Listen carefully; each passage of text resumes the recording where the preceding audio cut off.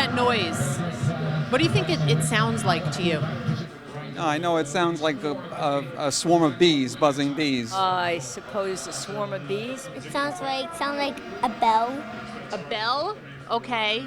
I think it's one of those sort of like circus things that you spin around. I understand that it's a little plastic horn that they use for this tournament. The fans blow. I forget exactly what it's called, but there's this big, long, almost trumpet-looking thing that everybody's blowing. Do you think that they should take that noise away from the game?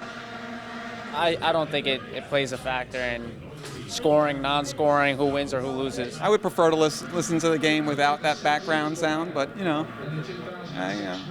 a cultural thing, I guess. It doesn't bother me. I'm used to it. It's always been there, so it's part of the game. Which is more annoying, that buzzing noise or your brother?